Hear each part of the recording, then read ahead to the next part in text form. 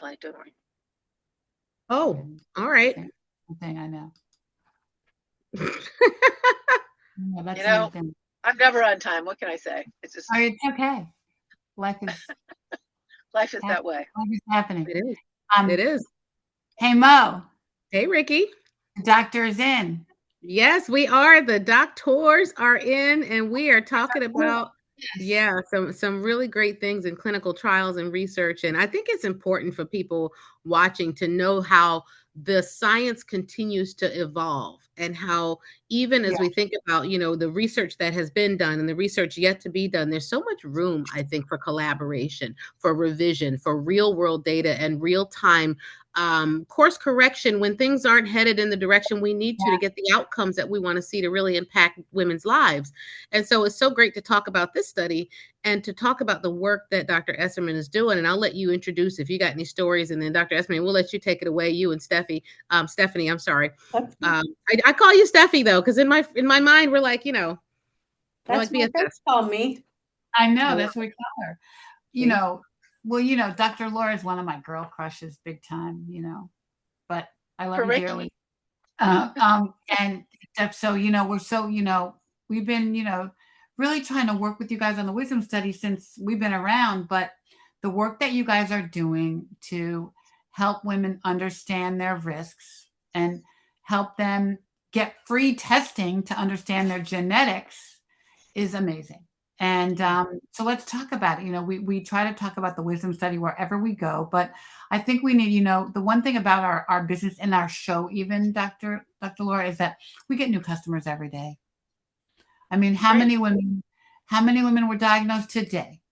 Laura and Stephanie, right? Think about it, right? It's only 3 o'clock on your time, but a lot. So when we talk about this stuff, some people are seeing it as a repeat, but some people are seeing it for the first time and they need the information. So I think we have to sort of break it down, like exactly what are you guys doing with the wisdom study? What is it?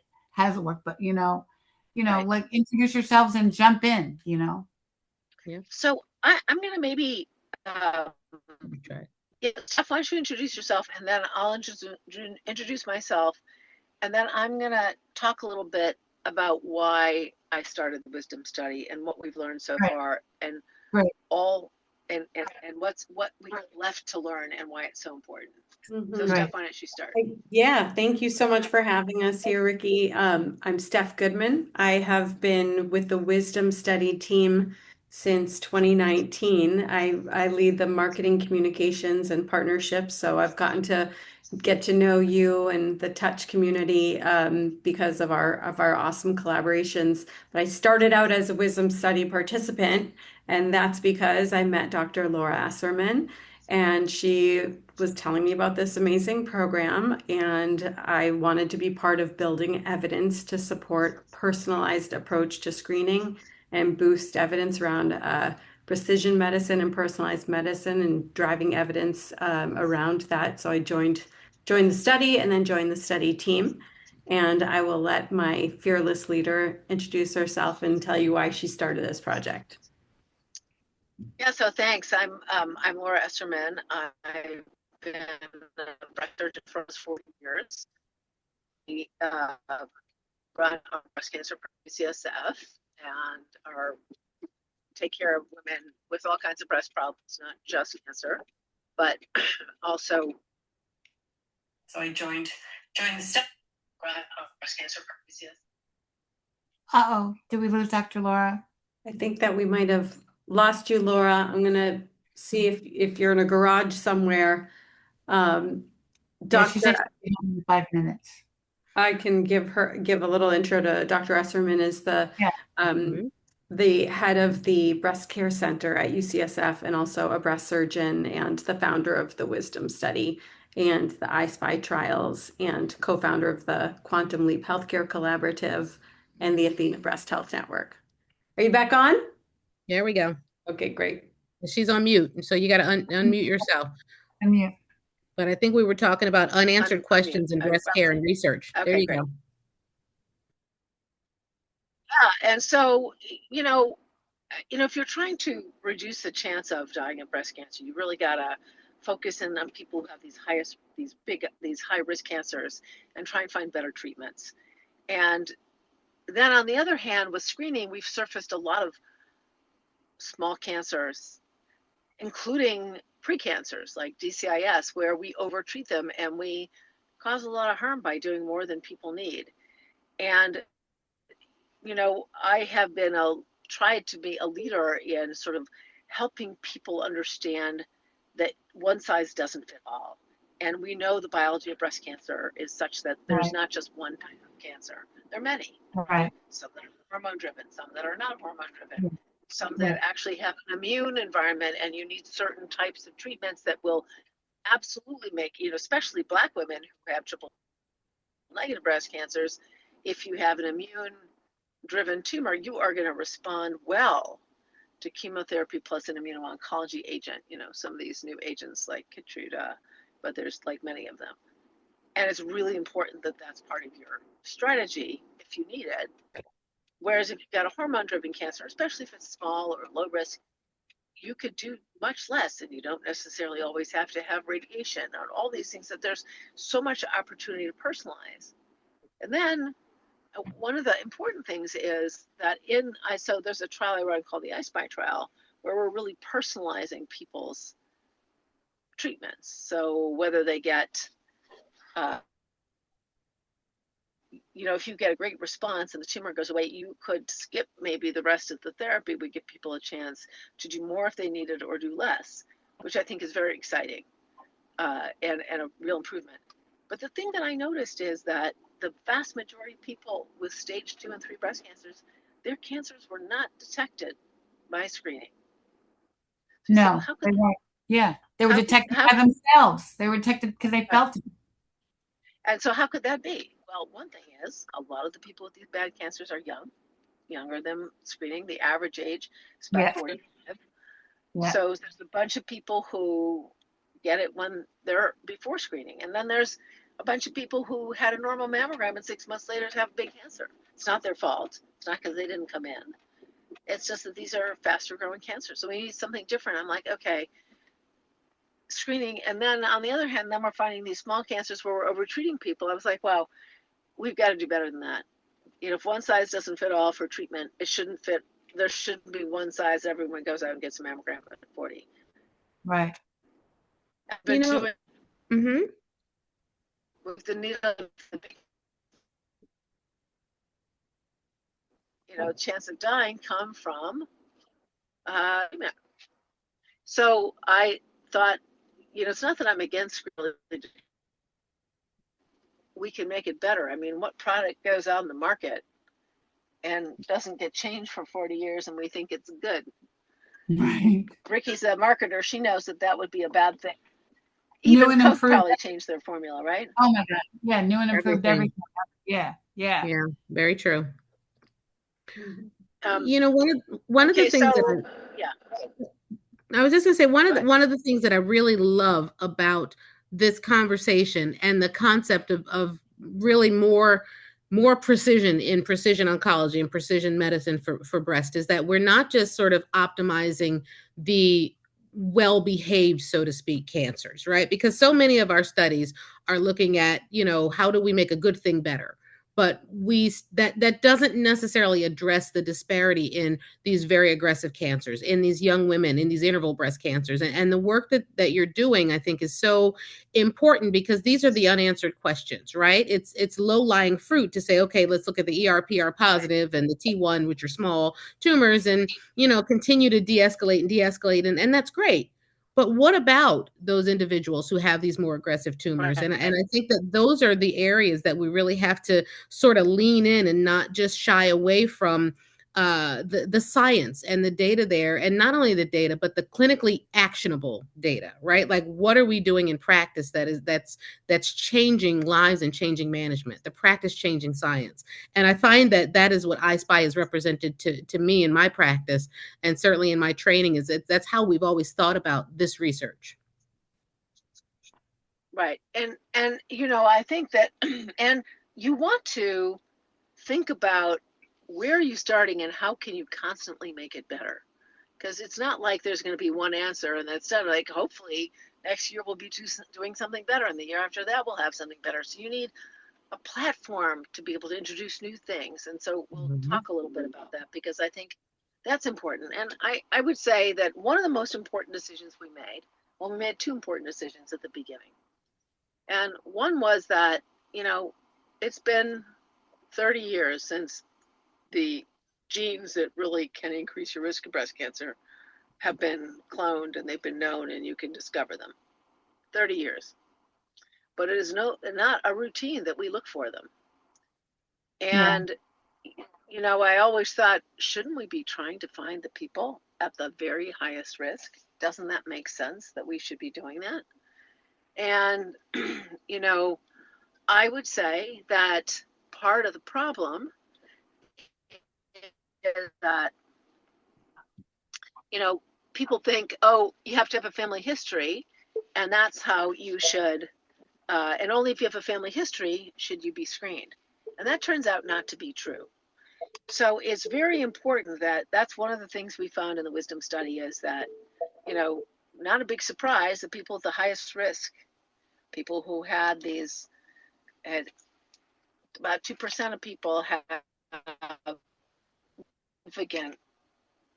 inherited something, a gene that really increases their risk of breast cancer.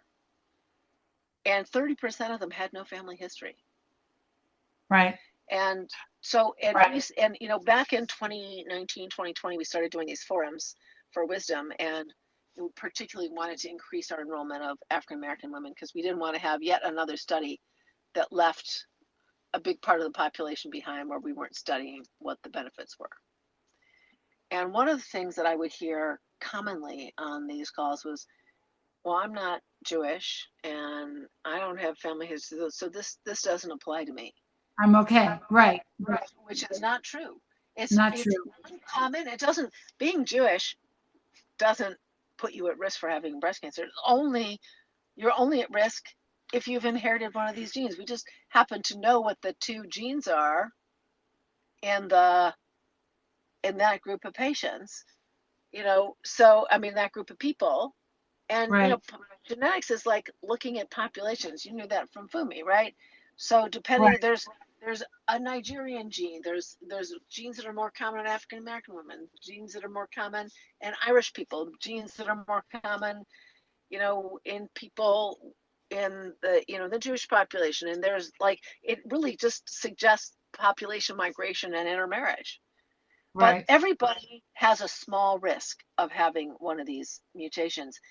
And if you're in that group, you definitely have much higher chance of having cancer. The one thing that we showed was, we combined your genetics, not only whether or not you inherited one of these uncommon genes, but a bunch of these other genes, right? Like many genetic genes, many genes risk. So polygenic risk. So you by themselves, they don't mean much, but hundreds of them together suggest, oh, I'm at risk for hormone positive cancer. I'm at risk for hormone negative cancer. And we have things to reduce risk for hormone positive cancer. And we're starting to find things that I think are going to reduce the risk for hormone negative cancers. So the whole idea is to find the people at risk and then figure out not just how to screen, but how to think about prevention. How to think about the whole thing. Yeah.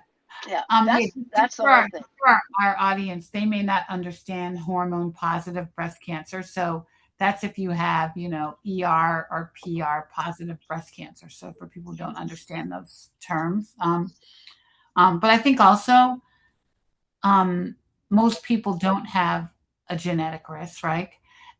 But also for Black people, I still think we are missing information about genetics for Black people. So family history does play a pretty big role. Like I don't have any genetic mutations, but my mom had breast cancer and so did her aunt. And her aunt died at 42. We don't really know much about her because she was so young. My mother was a child when she died. Yeah. No, Ricky, I think you're I think you're right. Sorry, go ahead, Doc.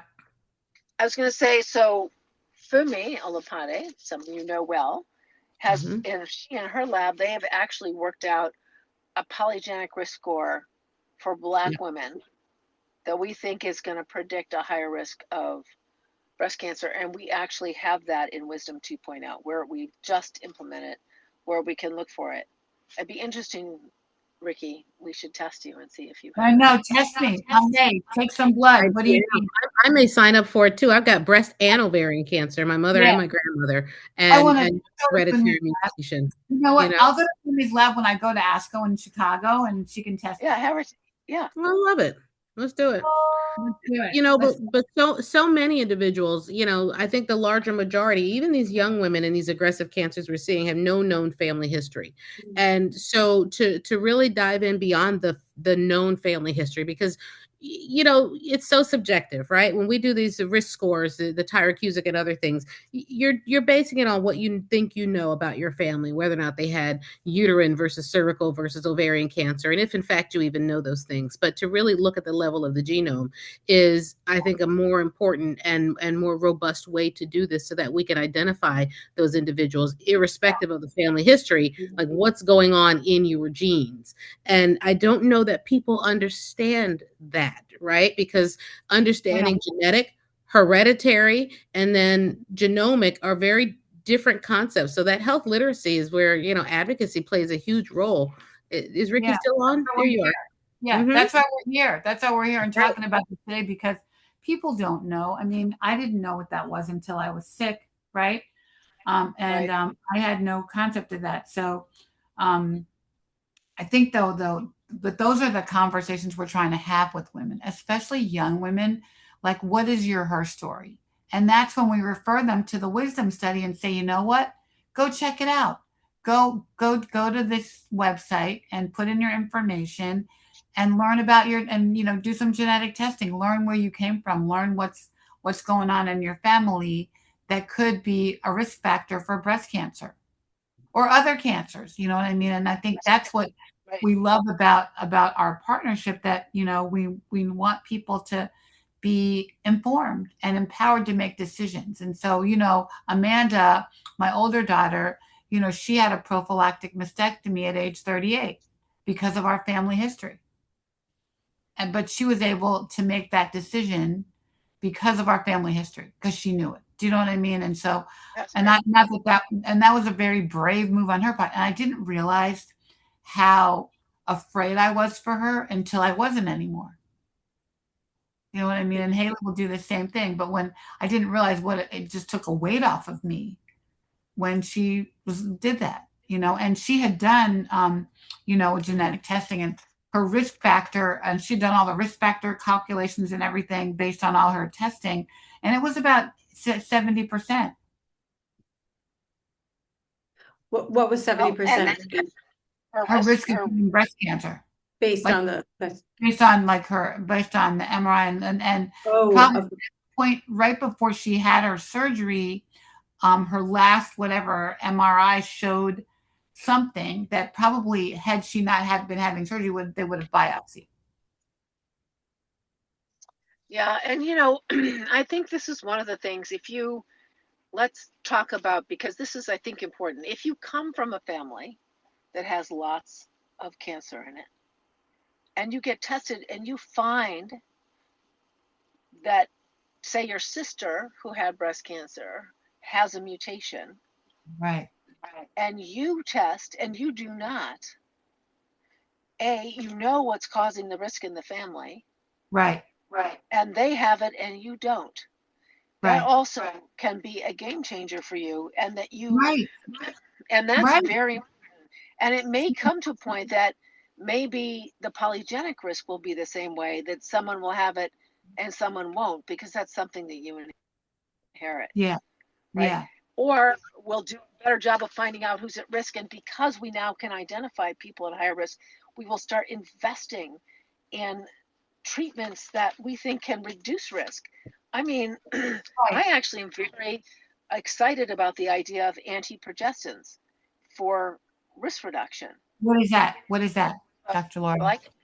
It is a drug that you know well. It's mifepristone is one of them. Ulipristal acetate. These are medicines that actually are used for fibroids. Old as time too. They're not new. What's the brand name so people can Ella is Ella is Famous the one. UVA, and mifepristone is, that's Mhm. the drug that's used for abortion. But because it's so political, no one can get You funding can't get to it. do research. Nobody wants to do this, and I'm not going to sit by and allow that to happen because that's just wrong. Because the main hormones that you make several different types of estrogen, and you make progesterone. And like at the beginning of your cycle, you make lots of estrogen, it builds up the uterine lining. And then if you don't, if an egg does not take place, then the progesterone is there and helps you shed the lining. That's basically what's happening when you have your period, Right. right? But you can see the changes in the breast during the second part of your period on an MRI. That background that shows up on an MRI Right. is one of the factors that increase your risk. Density, it's in the pathway of making breast tissue dense. So the antiprogestins likely reduce risk. And if you have fibroids at a young age, that increases your risk of having breast cancer. So in the Black women study, women who had serious fibroids before the age of 30 had a higher risk of triple negative breast cancer premenopausally before they were 50. So Now that's something that we're not talking enough about, right? In this conversation around menopause, around women's health, around fertility, as we're getting into these conversations, the connection, I mean, the body is connected, right? Very obviously. But when we talk about the endocrine and the hormonal systems, that conversation surrounding fibroids and breast cancer risk, it should be front and center in terms of headlines, but it really is not, because the connection not understood. But we don't lean into science. But I'm running this meeting called Rise Up for Breast Cancer, which Ricky has been to, and you have, and it is, I'm trying to make that connection. I think there's probably a link between these bad fibroids, which are unique to Black women. They're really, much more common, much more significant, serious, and they are, as Tanika said, not benign. It's not a benign condition. It is not cancer, but it's a terrible thing to live with. It's a terrible thing. I love Tanika. Tanika Mo, she does her foundation is called the White Dress Foundation, and she talks about that. Well, I'm going to switch to my computer at the house. So you tell Tanika, okay? Okay, yeah, Tanika. Ricky and audience, by the way, we just did a wisdom study community forum on Monday of this week on these selective progesterone receptor modulators and how they've been typically used for contraception, but now there's a lot of research out there showing that they have this application of risk reduction. So if people in your audience want to learn more about it, we just did talk about it on Monday, recorded on our YouTube channel. So I put it in the chat for folks. Yeah, I'll put it into the into the Facebook comments. Thanks. Interesting. So basically what we're saying here is if you have fibroids as a young risk, right, for breast cancer. Yep. Right. Interesting. Now, because I want to be responsible in the sense that so many of our women, young women, Black women, have fibroids. And I think that, discussing risk without really discussing harm, risk reduction, it's a tough thing, because what are you supposed to do, right? Like, you didn't cause the fibroids, you don't know what to do with them, you're still navigating maybe your abnormal bleeding and all these other things, infertility, and now we're adding one more thing, like, oh, and guess what, now you're at elevated risk for breast cancer. So I think we have to sort of frame this in the context of knowing how your body is connected and understanding how your health history all adds up, and how we need to be a bit proactive about talking to your doctor about these things, and really understanding that risk and having the deeper risk reduction conversation. Because when you go to your doctor and you talk about your risk, they may just look at your family history in the chart, right? They're like, okay, your mom had breast cancer. Okay, your grandma, and she was 76. All right, well, let's maybe, we'll get your mammogram and we'll see. Nobody's assessing the density. Nobody's saying, hey, listen, are we looking at your genes? Are we doing genetic testing? You might not meet criteria for that genetic testing, but a risk assessment and a conversation really should surround all of those elements of risk. And it's why there's so many programs, not enough, but there are many programs where you can see a breast surgeon, a nurse practitioner in our program, and we can really sit down and go through this process with you of what a true risk assessment is. And I think it's a good conversation to have. And Stephanie, maybe you can talk a little bit about, how do women react when you talk about and you give them their risk assessment and we have these conversations around risk that's so much deeper than just my mother and my sister? Yeah, I mean, I can tell you when I joined the study, my own personal experience with it was I thought I was at high risk for breast cancer because I have a lot of cancer in my family, but I didn't understand anything about the type of cancer or the timing of the cancer. A lot of them were postmenopausal and also related to some other comorbidities and diabetes. And also, I have Ashkenazic Jewish descent. So I just thought, oh, I know I'm gonna get cancer, and it's just a matter of time when. So I joined Wisdom, and then I learned so much about all the different risk factors. I did not realize that my own lifestyle choices, like alcohol consumption, I'm just going to be honest about that. Like it's a risk factor, and it's just so part of the social fabric of, culture and in college in San Francisco. I mean, you're living in a city. It's like no one really wants to talk about what you're doing, sitting there at night drinking your wine actually is putting you at far greater risk than your family history of Ashkenazic Jewish ancestry.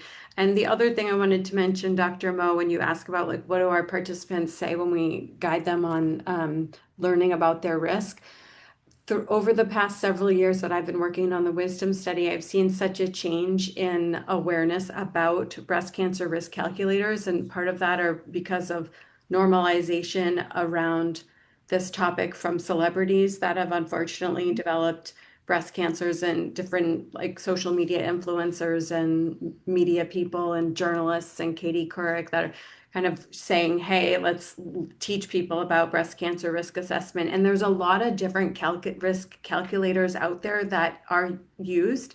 Now, the Wisdom study uses one called one of the calculation methods that we use to evaluate our participants' risk as part of the BCSC, the Breast Cancer Surveillance Consortium Risk Model. That's one piece of our puzzle. But there's a lot of other tools out there. I think you mentioned the Tyrer-Cuzick, which we understand it can overestimate the relative risk of family history. And then there are some companies. Well, I'd also like to say it also And doesn't work biopsies. very well for Black women. So Right. it's not the right tool for Black So- women, I don't think. So these are things that, this is where you get into a little bit more of the weeds, that if you're not part of this industry or the healthcare space or women's health or breast health, How would you know? Yeah. you wouldn't know these details. We don't expect women to know this either, but I think So- education is key.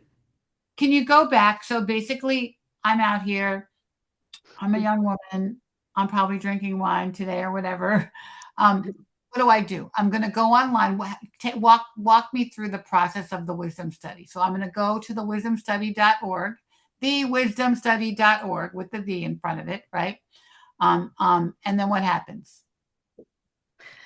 Well, you would go to the wisdomstudy.org and you would load in your information, your name and your email address is just like the very basic piece of registration information, so that we can follow up with you. Like right in this moment, we're actually on a pause to our enrollment because we've had like such gangbusters enrollment where so many people want to learn their risk, which is amazing. Young women want to know about their risk for breast cancer.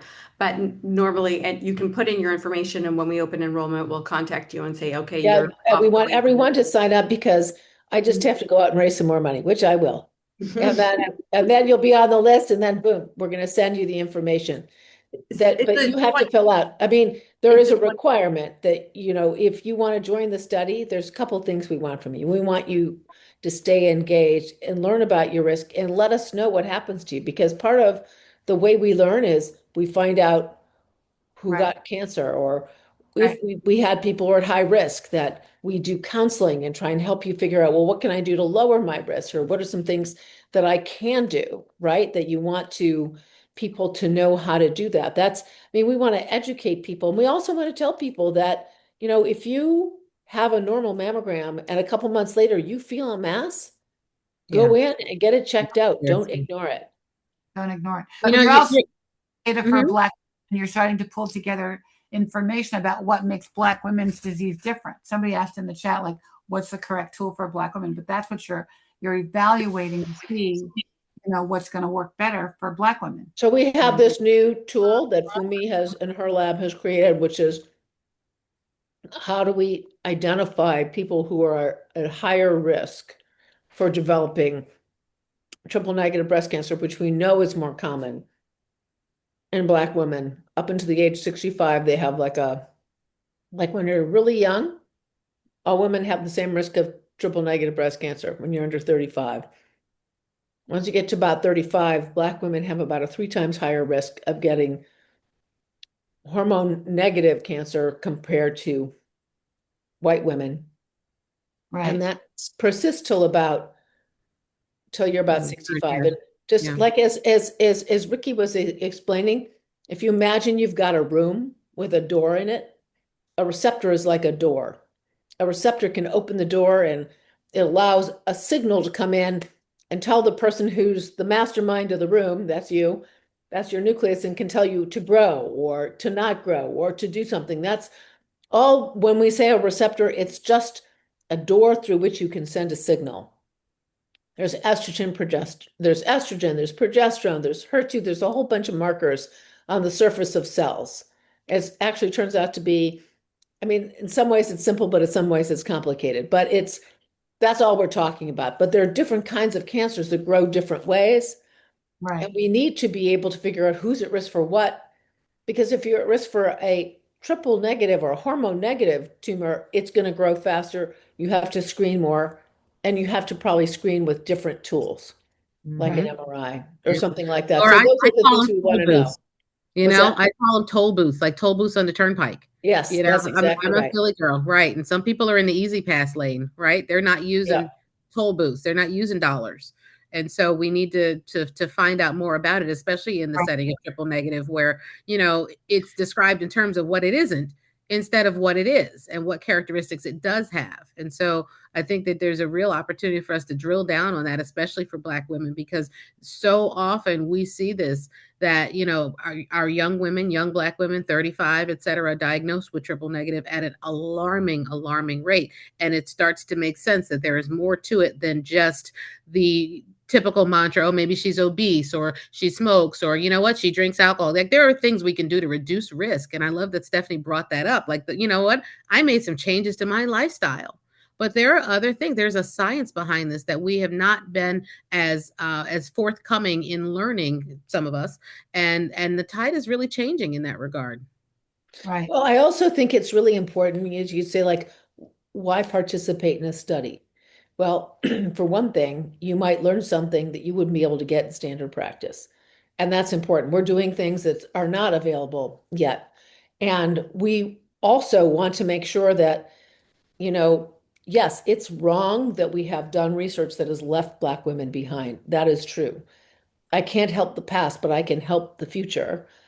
But no participation, no representation.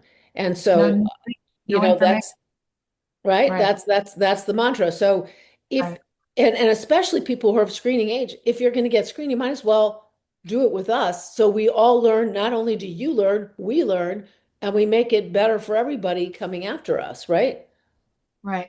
I think also let's make clear that the wisdom study isn't for people with cancer. The wisdom study is for healthy women. That's for right. healthy people, if you don't have cancer, and then we can track what happens with you, whether why you get cancer or why you don't. And we learn more and more every day because of the data that we're putting into the study. Mhm. So, and in the meantime, you get free genetic testing. Hello.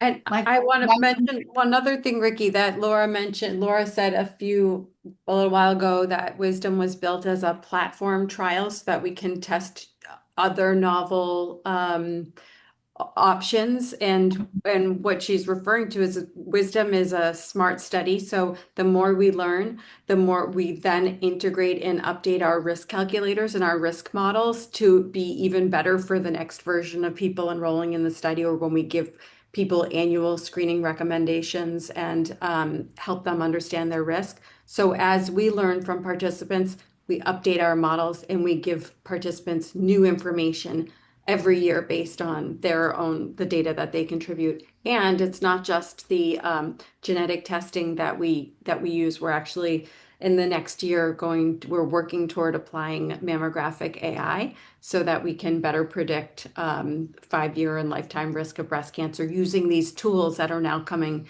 to market. But So let's talk about that for a second. So what does that mean? What is mammographic AI? It means that when you get a mammogram, there's a bunch of information you can learn from it. And it's not just whether the radiologist reads it and finds something. And, these are these machine learning tools. It's taking all the information in. And now there are a whole bunch of these Right. risk calculators that say, and there's two things they're looking at. One is early risk and one is later risk. So the 5-year risk is really, is there something about the pattern of the tissue that's imaged that tells you about the risk over the next 5 years or 10 years? And then there's the patterns that we look at right now. Is there something that the machine can pick up better than the human eye? That it's kind of, if you have dense breast tissue, that can mask a cancer that's growing. And I think this machine learning pattern is better at finding those. So that's actually, I think that over the next 2-3 years is going to be an important part of screening. I think it's going to contribute a lot, but we have to figure out how to use it best. And we actually probably need to tailor the information depending on whether you're Black or white or Asian or African or Latina or whatever. So I think that the more we know about ancestry and all these things, and maybe it's not different, but I think a lot of the people who have developed these algorithms haven't necessarily tested it on all the people in the population. Well, And as exactly. usual, it's like mostly white women join these trials. So that's why I am here, Ricky, because I know you know this, and I know you know this, Mo, but we really, really, really need to make sure that I think we overrepresent Black women in this trial. 20%. Our goal is 20%. We're close, not for all time, but over the last year or two, because we need more data. We need more data. And I'll tell you the other thing that's very interesting. This is on the genetic information. So in groups of people who've been screened a lot, had a lot of genetic testing, we know when there's kind of maybe an error that's slight, but it's not really the kind of thing that's going to cause you to have significant risk. We call those, a variant of unknown significance. I mean, that's what I have. That's what I have. Variant of unknown significance. Okay, well, let me tell you why I think that's important, Ricky, because I bet it's a real mutation. We just don't know enough about it. Right. Because exactly. I always think the VUSs sound like the rodents of unusual sizes from Princess Bride, No, it does. Oh, that's priceless. But no, so here's the thing. How do we find out about the mutations in Jewish women? They went to the Tay-Sachs Bank. That's one of the things that's inherited, passed down in Jewish people. They went to the Tay-Sachs Bank, and lo and behold, they found these 3 genes that were commonly changed in BRCA1, BRCA1 and 2. So we knew what those were. There was no bank for them to go to in the Nigerian population or in the Irish population. And so for the populations that haven't been tested that much, these variants of unknown significance are more likely to actually turn out to be important. Right. So that actually may turn out to be, Ricky, if we get enough people tested, a real mutation. It could and what's important about that is if it does, then people in your family who don't have it, there's 2 things. If you have a mutation, you can pass that on to your children and they can be tested. They either have it or they don't. But another thing is, if you carry that, you can decide to have your children and have your eggs fertilized and have them tested to see which ones have the gene. So you do not have to pass it on. That's called pre-implantation genetics. Now, it is there are some states that are trying to make that illegal, which of course is completely wrong. I mean, if you have the gene for Huntington's chorea, or you have the gene for BRCA1, or you have something, it's like you can have many children. Why pass that gene on? Right. You know, it's But not there's something you other have to things, do, though. but you can do, and people need to know about it. That's another reason we want to lower the testing age Mhm. to where there's still time. You know, if Yeah, you've got it, and if you know it's in your family, you should find out before you have children. But Well, think and about we're not going to improve access until we do this, right? Because there's an access issue there when you look at who can actually have, these reproductive endocrinology consults that lead to this. But we're never going to get better. We're never going to get and increase that access until we involve more Black women in these studies. And I think That's that's a right. really important thing to note. And I always say that, people say, well, why do you want to find these things? I said, because there are things you can do about it. Exactly. And the minute we have now, we have almost 100,000 women in wisdom. And the thing that's so important about it is now we've got real populations of people who are at risk, who then we have to start building the infrastructure to help Yep. people figure out what to do about it. What to what do. to do now. Right. Precisely. Well, think about it. So Amanda got her boobs cut off. Maybe she didn't need to. That's right. Maybe Haley doesn't need to. Before she does it, let's find out about this. This is Right. new information, Ricky. Right. So let's find out about it. Maybe she doesn't need to, but I think that at least it puts us in a position of power. It puts us in a position of Knowledge is power. of my body, Right. and we're not going to get it unless more people do the work. And it puts it rightly where it belongs too, not just at race, right? Because race-based medicine is, of course, falling out of favor for a number of reasons, whether we agree or disagree with it. And I have ambivalent feelings, mixed feelings about it. But just because of your race, it does not signify your ancestry. And so much of this work is really helping to tease out what happened transatlantic slave trade, what happened in your families. I come from two very fair-skinned parents and I'm more, brown skin. So there's something else at play besides the fact of your race. And we will not tease these things out until our genome is accounted for, until our genetic material, has been accounted for. Yeah. And in the study, we actually are calculating race based on ancestry. We are tracking what people think their race is, but we're doing the actual ancestry, which has to do with the genes, which has to do with what are the things that are more likely in that population. It's one of the things I talk about when people explain that and break that down for people, because I don't understand. So, okay, Dr. Mo, you say you came from fair-skinned parents. And you might say, well, I'm not Black, or I can't be very. My father is Portuguese ancestry, for example. Yeah, so I'm not. You might say, well, maybe I'm Latina or whatever. Mm-hmm. But we can look at the genes you have, and we know what are associated with African American ancestry and this gene mutation that's up there. Or if you're Jewish and you're looking for these genes, if you're Latina, we know what those genes are, so we can actually do this in a much more accurate way. And people, the more populations migrate and the more they intermingle and they intermarry, you may look like something on the outside, but you may be different on the inside, and you have different risk factors accordingly. So we can actually look at that, and we can then also look at how often is it different that someone says that I'm in this group when in fact their ancestry says something else.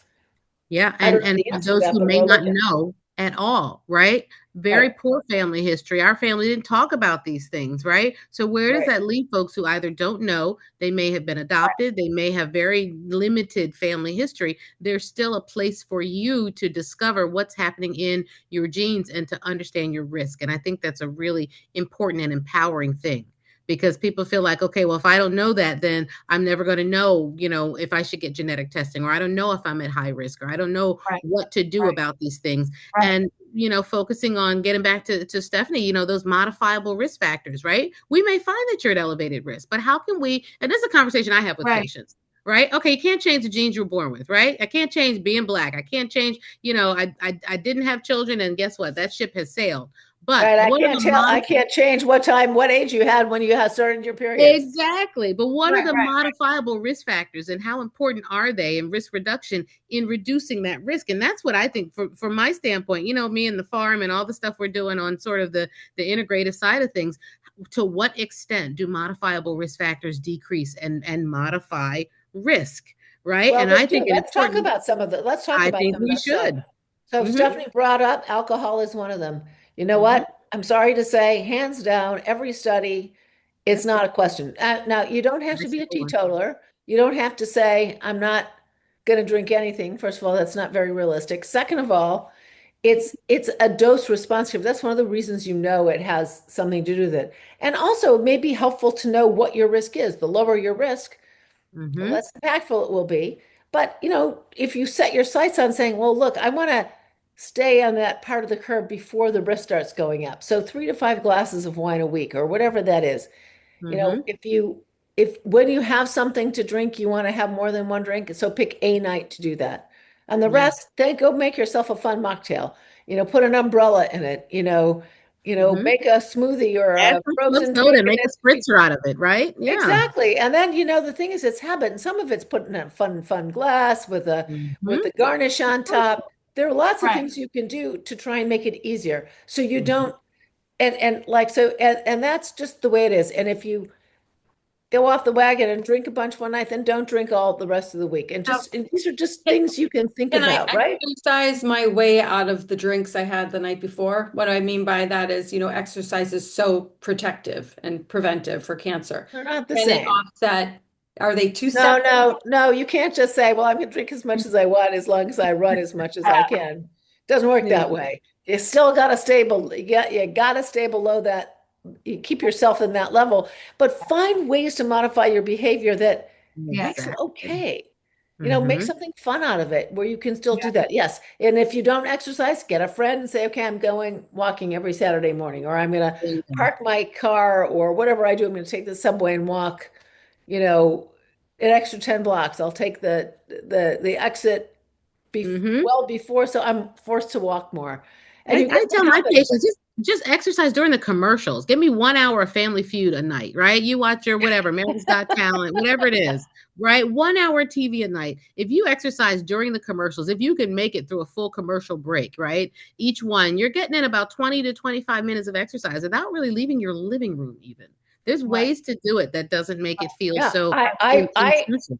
I try never to take the elevator. Mhm. So I Well, often Right. that's because you're a wind up surgeon, though. parking That's on the because you're a 7th surgeon. floor, up and Yeah. down. My office is on the 6th floor. The clinic is on the 3rd floor in another building. So I know that at least I will You're have getting that amount of exercise, even though I'm Yep. busy and I work all day. Yeah. right. I'm Right. not getting That's 10,000 steps, but I'm getting 5 or 6. So, and the thing is, And that's don't something, beat right? yourself up and say, "Oh my God, I didn't exercise, so now I'm bad." That makes you feel bad. But so exercise, it turns out, is good for you for everything, right? Mhm. everything. For everything, and it just so Yep. happens to be good for you for breast Yeah. cancer too. Well, Walking and sedentary exercise. lifestyle is a new smoking, right? It's equivalent to like what, 15? I think they said 15 cigarettes a day, right? Yeah. You're working your desk job, not getting in steps, not moving, period. Whether it's arm movements, leg movements, short bursts of high intensity. You can do 3 minutes, right? You can do a dance party, Rick and your dance party, right? You get Yeah. 3 good dance parties a day and you're getting in some serious exercise and some cardiovascular work, But Well, Yeah. and sedentary if you're lifestyle is part of smoking, the and if business. you're a smoker, go get Yep. help. Yeah. Go get get help. Go The get most help. important thing you can do is stop smoking. Yeah. Yeah. Risk factor numero uno. Mm-hmm. Go get You help. know, Very, very Smoking true. is #1 risk factor for breast cancer? I think it's the number one risk factor for your For overall everything. health. For everything. Heart For disease, everything. Heart strokes, disease, stroke, lung yeah. emphysema. You have to breathe to live well. Yeah. Hey, Dr. Laura, go back for 1 second to what you said about sort of helping your family with genetics. Does this apply to sickle cell? Absolutely. Yeah, so let's talk about that. I mean, that's a Black disease, right? And if you like, I have 2 friends from Dartmouth. They both had the trait. They now have 2 babies with full-blown sickle cell. So you cannot, you can, I'll have to look it up, but I'm pretty sure you can do pre-implantation genetics for that. Yeah. But the other thing that is also true for sickle cell, they've had some treatments. That's something with CRISPR that you can fix. It's expensive, but you can fix it. There are these really cool gene therapies that where the error is, they can insert the normal, they have like a finder with the right sequence of DNA that can be put in so that you don't have, the sickle cell, error makes the red blood cells curve and then they make Yeah. them sticky, and that's what creates these crises and these blood clots. So, but this is something that can be fixed. So it probably can be prevented, and it also can be fixed. And again, how do we figure all of this out? Came from clinical trials and clinical studies, right? From studies like this, from people doing studies like this. And so, I mean, I think we have to, what we're doing is kind of normalizing the study, right? That Yeah, and just talking about, know your risk. Know your risk for any number of things. Yeah. And Yeah. I actually am super interested in this connection between fibroids and breast cancer. I think that's amazing. Yeah, me too, because so much of what is impacting Black women, we talk about things like endocrine disruptors. We immediately think, hair relaxers and hair dyes. We immediately think about, PCOS, right? And what's happening in our reproductive system. And it makes so much sense. And Yeah. I do think we really need to lean into this, And especially. I have to tell you, this is my science conspiracy theory. I think that it's like one of the signaling pathways of TGF beta, that I think there may be a link between preeclampsia, fibroids, and breast cancer, triple negative breast cancer. I mean, these are things that we should be looking for and thinking about. Because Explain to people, help yeah, them so again, more common in Black women, but during pregnancy, you can get your blood pressure can go up, and it's a sign that there's something going on, that there's some signaling in the body that's causing your blood pressure to go up, and it can be extremely dangerous. It can cause you to lose your baby. You can die from it. It can be very serious, and you have to be hospitalized. The treatment is a magnesium through your IV. It's really, but what are the things that are signaling that? I think this is why, when people talk about DEI and that we're going to get rid of DEI, it's the stupidest comment in the world, because it's got nothing to do with it. It's like populations are different. Right. People are susceptible to different things. Kind of hypertension that Black women have is often in a different part of the vessel, and it's more malignant. It leads more to more renal failure. Or leads, you have to know about it, because the treatment for it's going to be different from maybe some of the blood pressure you might see in a white person. You have to understand, is this a different condition? In trying to make it safer for women to be pregnant in this country, Black women are much more likely to die in childbirth or die during pregnancy than white women. That's just a fact, right? So what's behind that and why? And if you can't ask, yes, you should be checking Black women for certain things that are more common. Hypertension, changes in intrauterine growth, certain things like that could lead you to think that there's a problem.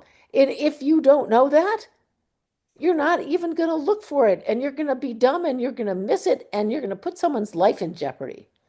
Or if someone has a fibroid and they come in, they've had a miscarriage, their chance of bleeding to death in the ER, especially in a red state where people say you shouldn't be able to do any kind of intervention because they're afraid they're going to be sued or put in jail or whatever it is. That's how people die. Yep. You have to know what the risks are. And we have to work as a community, all women, to say, you know what, whatever your personal feelings are about abortion, don't do it if you don't believe in it. But my goodness, we have to have certain tools available. We have to be able to do a D&C or an abortion if someone's life is at risk. These are tools that must be part of the armamentarium. That you are pregnant women have the right to life. They have the right to live. They have the right to access to the things that can save their lives. We should not be having people die of preventable causes like this in 2026. It's absolutely unconscionable, and this is happening far too often. Well, we're moving backwards in this regard, right? Because if we don't teach it, then these clinicians will never know. And the eyes can't see what the mind doesn't know. And I think that's what's really going to be problematic, is that if we stop counting what you measure, you manage. And so we're going to stop counting. We're going to stop That's good. I tracking like these the way things. that's true. Right. And Yep. it's problematic on so many levels because population health data is going to suffer. And so in 5 years, 10 years, 15 years from now, you're going to see the same outcome from the journal article. More data is needed to substantiate blah, blah, blah. Right. Like starting screening. Yeah, with screening.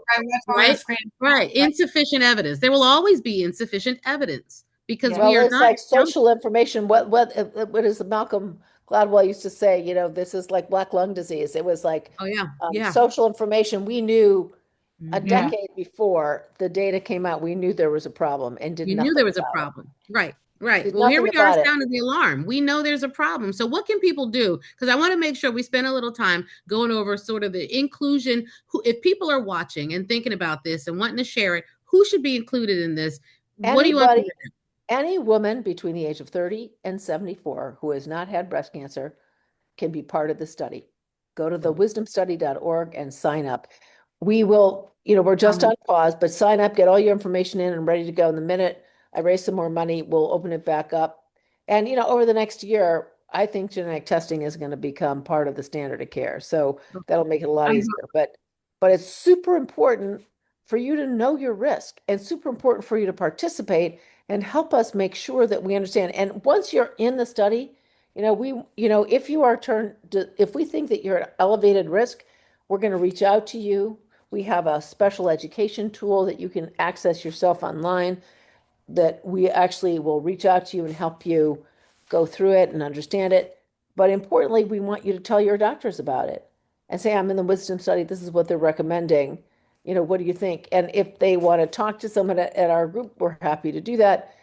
But if something happens to you, you get a biopsy or you wind up getting diagnosed with cancer, we want to know. We have to know every year. So being part of the study is committing to be part of it so that everybody learns. And we know whether we've done a good job or not. And, you know, we explain to you when to start, when to stop screening, how often to screen, what you should be getting screened with, just a mammogram or a mammogram plus an MRI. You know, that because we don't believe in ultrasound screening. It's not really that good. And even though people talk about it all the time, it's really not very good. So, and then we really follow up really closely. And if people have a question, they can talk to us. We give you information if, you know, what you can do to lower your risk. These are important things. You know, do you need weight management or weight control? Maybe you are overweight and you've tried for years to lose weight. You haven't been able to do it. You know, there are medicines for that. These are the GLP-1s. 1 in 4 Americans are on them. It's extraordinary, actually. Well, we're going to see some great data emerge. So I believe we're going to see some great data emerge. Americans are on GLP-1s now.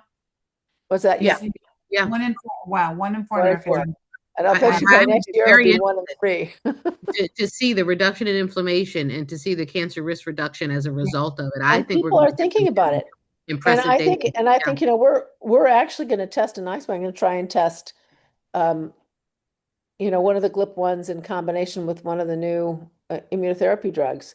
I mean, I don't know. It probably makes a lot of sense, but we have to test these things and ask these questions. We have to ask the questions. We have to put it out there. And we have to test. We have to look and see whether it makes a difference. Yep. And if it does, then everyone can have access to it. Yeah. You know, our tagline for research, Dr. Laura, is we are the science we've been waiting for. We're it. That's it. We're the science we've been waiting for. We have to do this. We have to do this work, and it's easy. You know, you guys. So it is easy. It's a little commitment, but it's you're helping yourself. You're helping your community. Your kids, your sisters, your mothers. Yeah. It's worth it. It's worth it. Helping ourselves. We're helping ourselves. Thank you, Dr. Laura, for coming on and sharing about this. We have mentioned the website several times, but thewisdomstudy.org. Yeah. It's in the chat. If you have any questions, let Ricky know. Let Dr. Mo know. That's right. Let us know. They'll get in touch with us. Yeah. Let's get this done. Let's do this. I think that this is a challenge that we needed to hear to meet the moment, right? Yeah. And we have special things for every population now.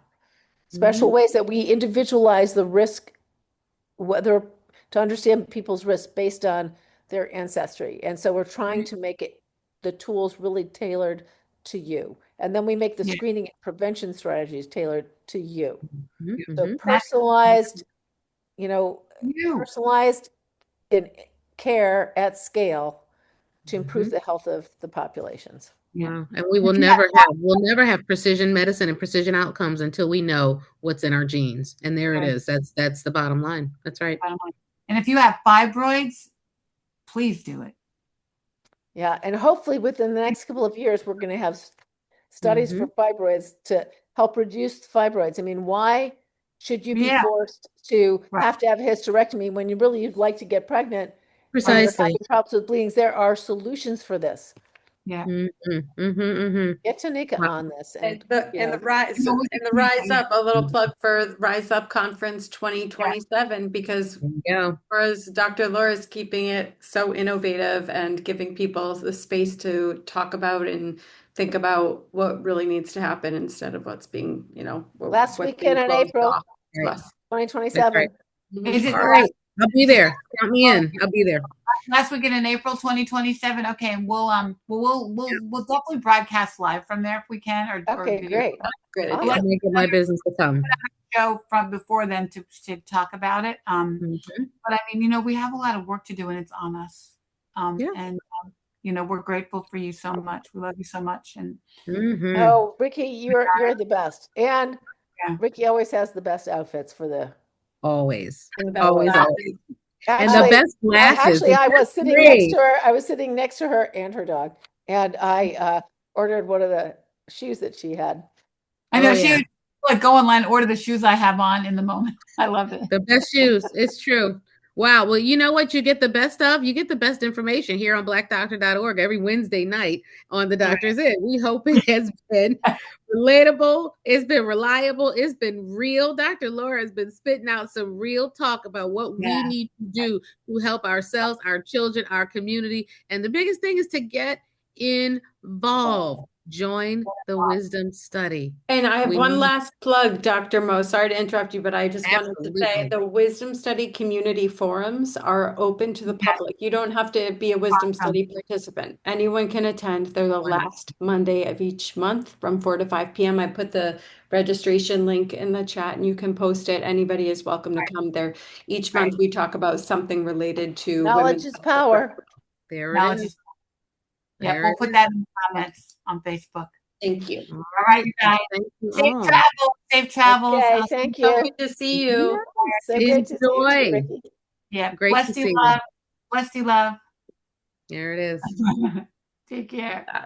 Bye. See ya. Bye. Mhm. Bye. Thanks for having us.